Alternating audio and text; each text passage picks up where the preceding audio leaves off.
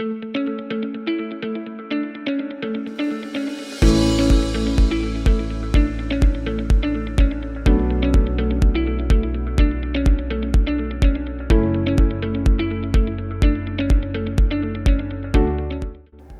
is Japie with Studbook, and he's going to go over some of the things that they do at their facility and how they can help better support American breeders. Thanks for the opportunity. SA Studbook is an association of breeders associations, as you would call them in the US, or societies, as we call them. So, for example, the South African Dorper Society or Association is a member of Studbook, and we basically then serve their members, the breeders, with different things. The basis of this is obviously basic animal recording, where you uniquely identify an animal, and then when that female lambs, you identify her lambs and birth dates and so forth. So the basic stuff in terms of animal recording. So that's the basis or the foundation where you can build something better on that. So you as an owner or a breeder of a specific breed, like the Dorper, obviously you will have an inventory of all your animals, have that on the system with their birth dates and unique identifications and that sort of thing. And then you obviously, as the lambing begins, that you start recording the lambs. And then obviously the next notch or next step would be to start recording other particulars like weights, pre-winning weights, post-winning weights, and even up to maybe the level of carcass quality, ultrasound scanning, or if you have slaughter data of progeny or whatever. So you can actually basically follow the whole production line right through till the end.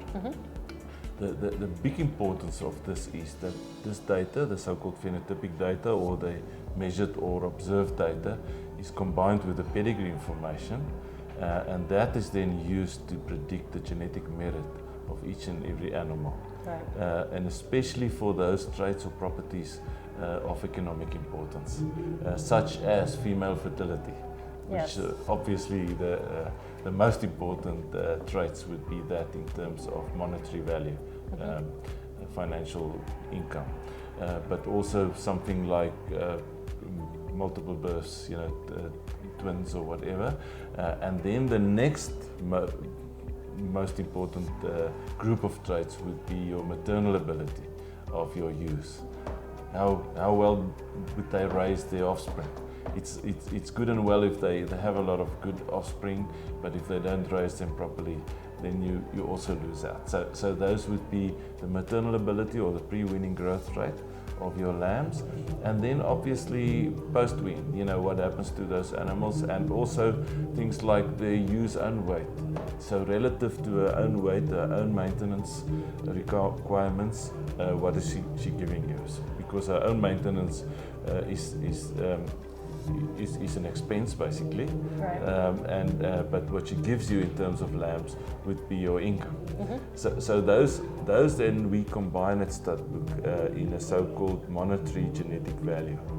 So that if you buy a ram, for example, that if he breeds good progeny, female progeny, will they excel in terms of bringing you in more money, or will they cost you? So that ranking basically. So we use that in a so-called selection value or selection index, which we then combine the fertility, the maternal ability, and the growth values. And if it's measured, we can also follow that right through to a carcass value. So basically it's a lot of genetics going into that, and a lot of calculations going into that. But the practical thing is it must be a sheep that will make a difference in the pocket, of the breeder. So that in a nutshell is what Studbook does. We do the recording, the basic recording part.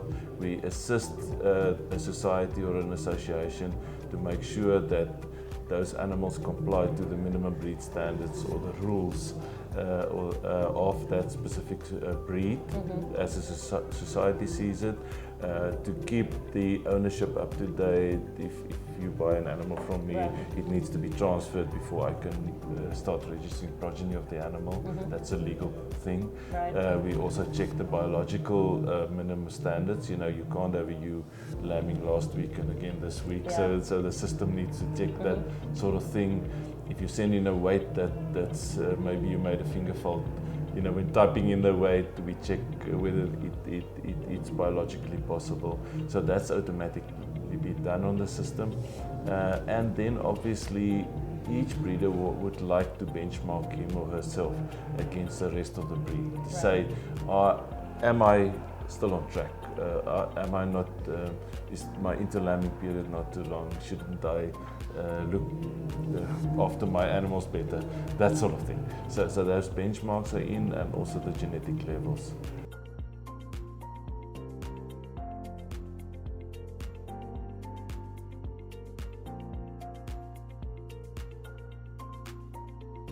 So what are some recommendations that you would make to breeders on how to balance your maternal and carcass qualities? Because in my opinion, that's the most beautiful thing about the Dorper, is it's got this wonderful balance between carcass qualities, terminal qualities, as well as maternal. So how would you recommend they continue that balance? Yes, I think maybe just when you started off the concern about EBVs. Remember, EBVs is just a way of refining measurement. Right. That's it's all. Just data. It's just that. So how you use it.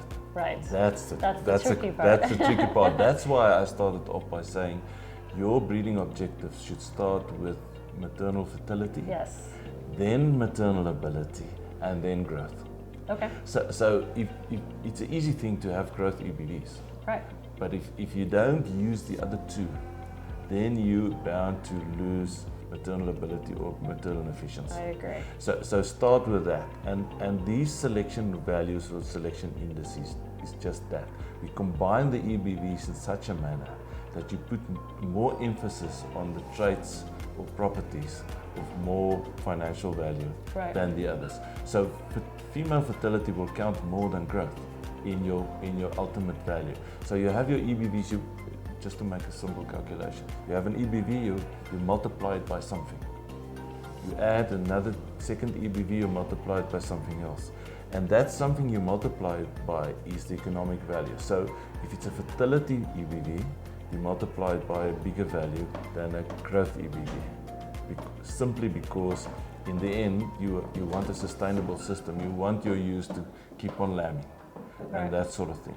And the same would then be true in terms of a carcass value. Once you have carcass values available, so that you will have EBVs for carcass values, you can also combine that. But until such time, you need to then use the raw phenotypic measured values on the carcass to assist you, so that you don't lose that good qualities of a breed like the Dorper, which you know is giving you good carcasses, and you have to throw out those rams that's not giving you the good carcasses. You know, that's the sad part sometimes, because you might have other qualities that you like. Then you can also use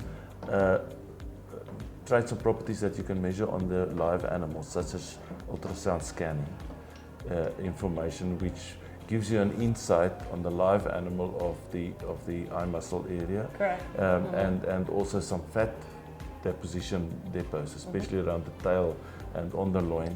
P fat, I think is the two fat measurements. And if you can have those two measurements as close as possible to each other, then you don't have those localized fat around the tail, and that sort of thing. So those are things that's available, and we as Studbook also do, in terms of assisting the farmer. Sometimes not with an EBV.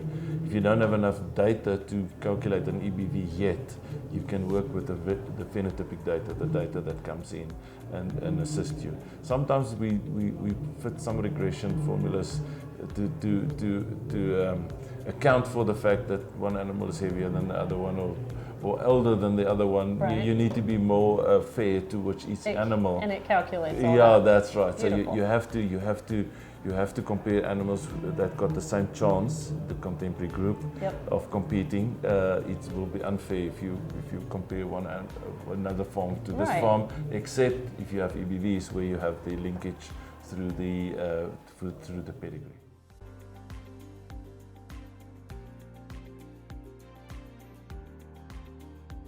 Talk a little bit more about contemporary groups and their importance, because I do think that holds a lot of weight. I tell you, except for having an accurate scale, Yeah. the definition of a contemporary group is just as important. Yeah. Because you need, if we were to compete in a race, a 100-meter race or whatever, they always do it within a contemporary group. The same guys run against each other. Correct. It's not as Yeah. if you say you can run in the US and I can run, well, I will never be able to run, but in South Africa, and say you won because you were fastest. Mm-hmm. They have to compete with each other under equal circumstances and so forth. So the principle of a contemporary group is just that. Those animals that had equal chance to compete against each other, meaning the same farm, the same season, the same maybe paddock or camp where they were grown out, and they can compete against each other. So that's crucial. Okay. Yeah, that's absolutely crucial in that same age group. So, Yeah. so I have my contemporary group, my farm, same age or very relatively close to the same age. Yeah. And then the sire, he is utilized at my farm, and then he's utilized, I'm grass only, and then he's utilized at another farm that's more dry lot and focuses more on growth rates to 90 days, let's say. Yeah. So my contemporary group won't be compared directly to his, but you'll still utilize the data to create more accurate estimated breeding values because it'll be the same sire, so you'll probably get a lot more Yes. more accurate information that way. Yeah. The principle of a breeding value, or an EBV, or ETA, or whatever they call it in the US, is the deviation from the mean. So if the average of your group is 1 kilo lower than the average of the other guy's farm, or vice versa, it's each animal's comparison with that average, not with the actual weight. Okay. So if, and that's the beauty of this. So it's an environmental restriction or gain if you have a higher or a lower weight as a group. So each animal is compared to the average of the group and not to the actual weight. And that means that, so if you feed less or you have a drier area, there's no comparison between the two groups. The averages are different, and each animal are basically compared to the average. Okay. And that's why it's possible to compare. And then the crucial thing is exactly what you said. The linkage is the genetic linkage through the same sire or a half brother, for that matter, or another type of sib. So, because if two animals are 50% related, it means half their genes are the same, exactly the same, and that say it's like testing half this animal in another environment. Right. Basically, in layman's terms, yeah. Okay.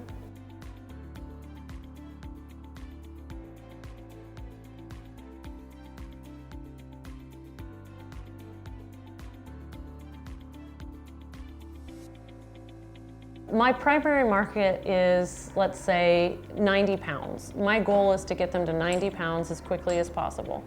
But again, kind of like we discussed, if people over-prioritize one quality, they're going to eventually start negatively affecting other qualities.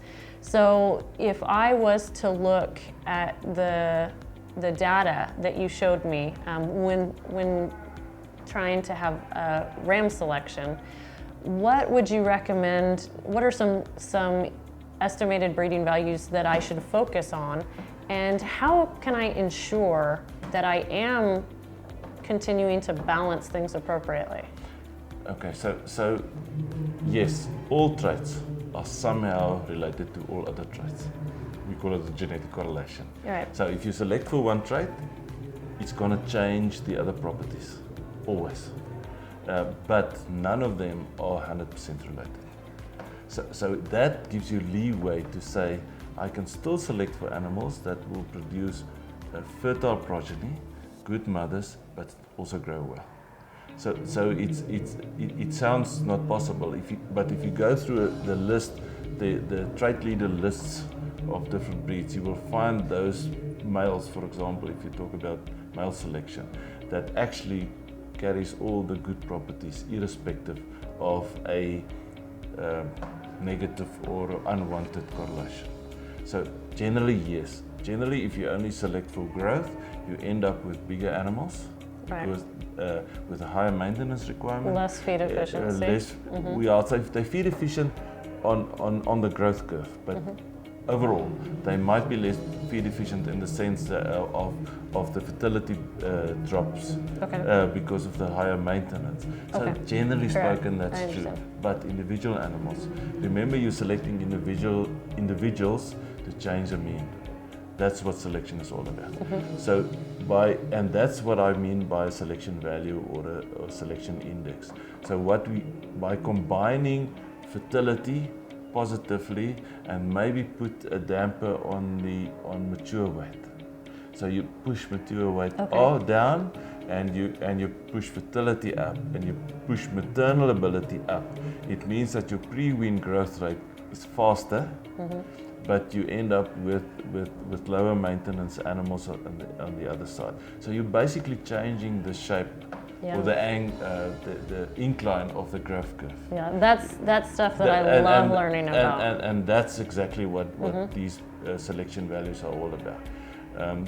And that's typically what we call them with the Dorper selection index, or our system is called Logix, or the Logix merit index, or whatever. And that's exactly it. You push down on maintenance. You also, if birth weight's being recorded, you push down a little bit on birth weight, but in between you have maximum growth. So that you start off lower, you have a steep incline in terms of weight gain, and then they taper off at the end in terms of maintenance. But there's no compromise on fertility, ever, in my mind. Sometimes it can be a nuisance if you have multiple births, but there, the control mechanism is a little bit different to just sort of female fertility, because we call it fecundity, where, in terms of multiple births.